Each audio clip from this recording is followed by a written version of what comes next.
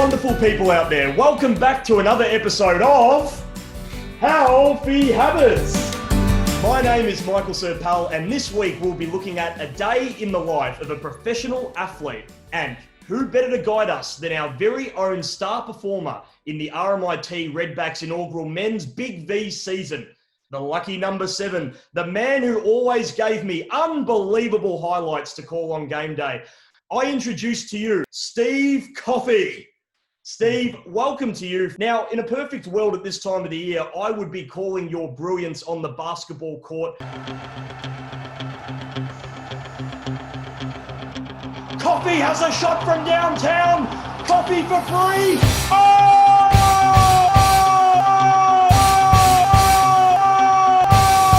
It's a hot brew of 100% Arabica bean coffee on the court today. Steve, I couldn't help myself, mate. I miss calling you too much. Yeah, no worries. I wish we could be out there doing it. I missed hearing you. We always loved having you announce our games last year. It was a lot of fun, a lot of energy. And with what was planned this year, it was going to be even better. So we just got to put it on pause till 2021, but keep that same vibe, that same energy when you come back. Don't you worry. Plenty of American references there and plenty of coffee references as well. How have the past couple of months been for you, and how have you kept busy during isolation? Been two different kinds. The first time it hit, I had a couple of days where I was like, oh, this stinks, because we were just ready to go. We had prepared hard. Still the possibility of a postponed season. Cases started to drop. We were optimistic. Guys started working harder, knowing it was just around the corner. And then there is no season no matter what. So at the earliest, we're back on court preparing for the season sometime maybe December, January, which is a long ways away. So mentally it's been tougher, but I'm back to working out every day again. I'm very blessed that my daughter was born during this quarantine, and I get a lot of time with her to bond that I wouldn't usually have if I was in season where I'd be focused on winning games. Being home has been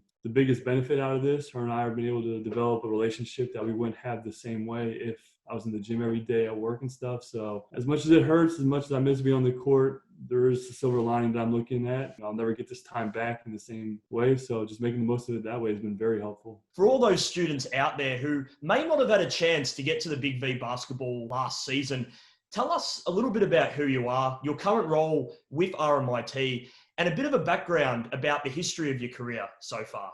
As Michael said, my name is Steve Coffey. I'm an American.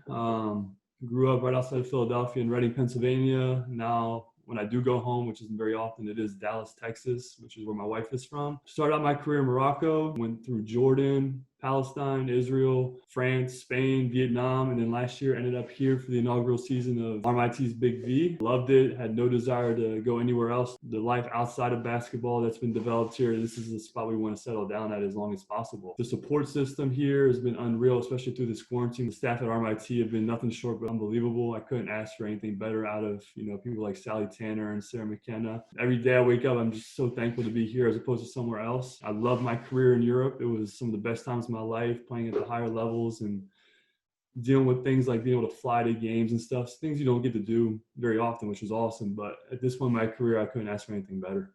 What a journey to be able to play in places, as you mentioned, like Vietnam, Morocco, France, just all around the world. It's quite an incredible journey. Basketball has taken you to so many places, and it's a good little lesson for those aspiring basketball players out there that they can have a career not only in one location, but locations all over the world. Every country pretty much in the world now has some type of league. Some are higher than others, some are better than others, but everybody loves the game. So there's opportunities for everyone. We have our Big V team, but we also have, the basketball club for people who are just starting off, who want to play casually. And we also have this thing that's starting called University Basketball League. There's a lot of opportunities here for students to get involved, but even outside of RMIT, you can go to a local park and play. I know there's people playing all over the place. If you want to get involved, there's so many opportunities. Now, Steve, I know you're a very team-orientated, selfless player, but in your opinion, what has been your greatest achievement in your basketball career to date?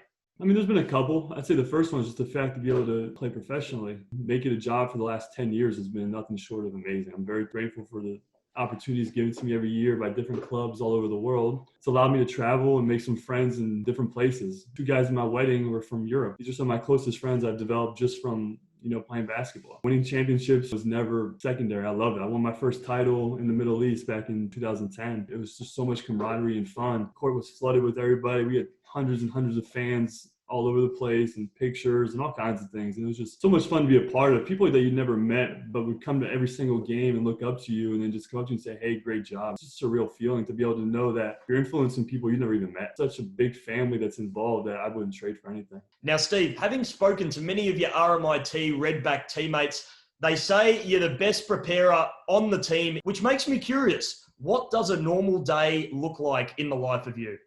Every day is a day at the gym. I didn't take any days off. For me, a day off meant you just did a little bit less. There was no days of staying at home, not doing anything. But in the morning was getting a basketball workout in, usually about 2 hours, is getting as much shooting, ball handling, some conditioning. Afternoon would be a workout. And, twice a week we had practice as well on Tuesday, Thursday. So there were days I was in the gym 3 times a day. It's not something I have to do. It's something I want to do. It's something I enjoy doing. To be able to perform at the highest level on the weekend, you got to do during the week what's necessary. Practicing twice a week for me wouldn't be enough. For guys who work 8 to 5 every day, that's normal. We don't expect anything more. They have side things that are more important than, basketball. But for me as a professional athlete throughout the last 10 years, that's what I had to do. Now, Steve, you gave us a bit of an insight just then about your normal daily routine prior to COVID.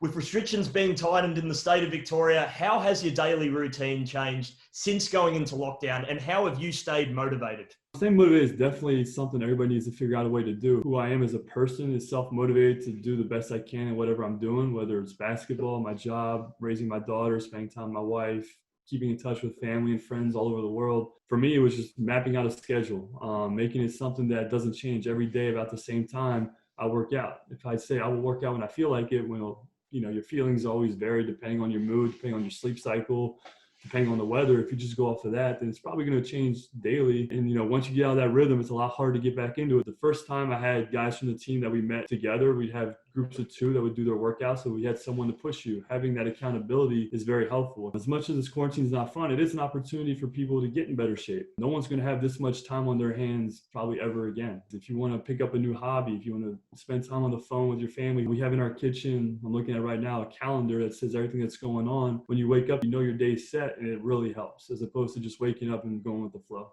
As you mentioned before, I would imagine you'd be missing your teammates during this period of time, not being able to catch up with them directly. But how have you stayed connected with them during this lockdown period? And as a leader of the team, how have you kept them focused on the season ahead? We had team Zoom calls that were going on up until, the season was canceled, just trying to keep guys ready. So now that there's no season, it's a little bit harder. Some guys were students at RMIT who are trying to figure out what to do because they were supposed to go back to class, talking osteos, physios, chiros. It's been a little bit harder now as it was a couple months ago to stay in touch with people. But, a 5-minute phone call doesn't hurt anybody. It makes guys feel wanted. And I want them to know that, we're in this together. It's not one person going through COVID, it's everybody. So if they need anything, I'm a phone call away.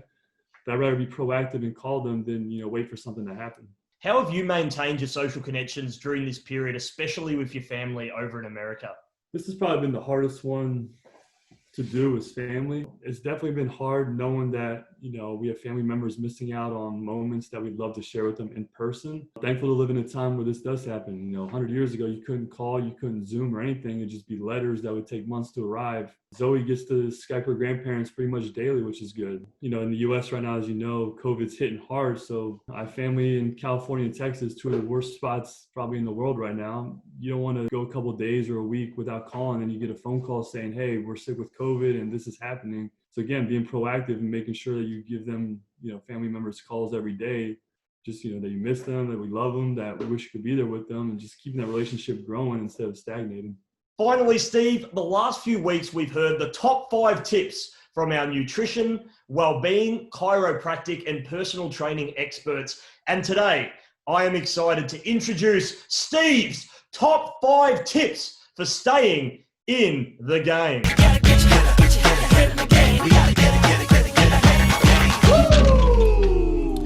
Yeah, we're starting simple. Number 1 would be get a schedule.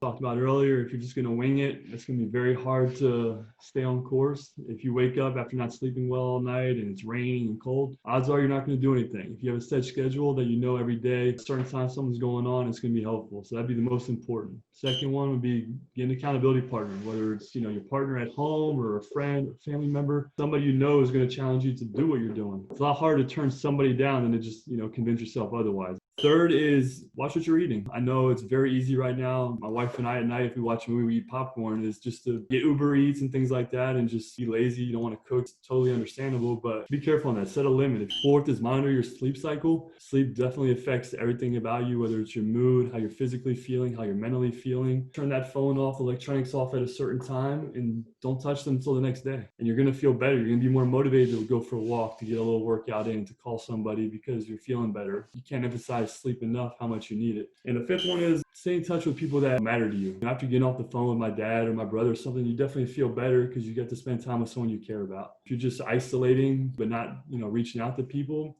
it's gonna be a lot harder. Even for, introverts who aren't really big into people time, you need time with people just to talk, to be able to share your feelings, to share what's going on. You're gonna feel better having been able to communicate with someone if you just keep it into yourself all day.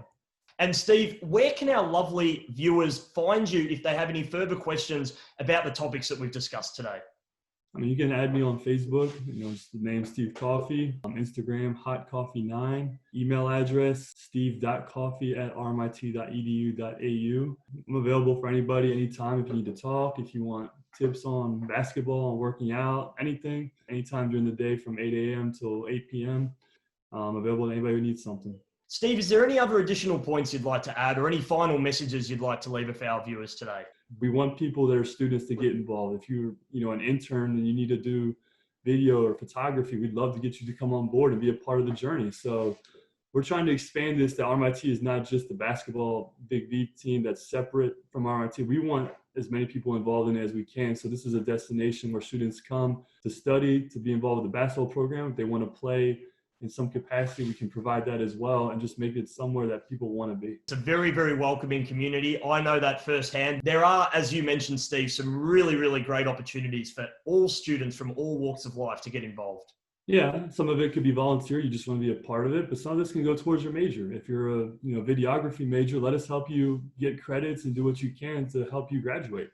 And do it in a fun environment with people that really want to succeed and help you succeed just as much. So it's going to be an exciting time. Steve, thank you so much for your time today. Stay happy, healthy, and safe during this period of time. Thank you. And I'm learning with all of you guys as we go. Keep the end goal in mind. That's the big thing. This is not going to last forever. Don't let this time be something you look back on with regret. Look at it knowing that you got better at, whatever it is. I'll share a secret right now. I'm working on my cooking skills with my wife. I don't know how to cook at all. I do something so that when this does blow over, you feel better that you've accomplished something. It's cooking for me or getting in better shape, better relationships or anything.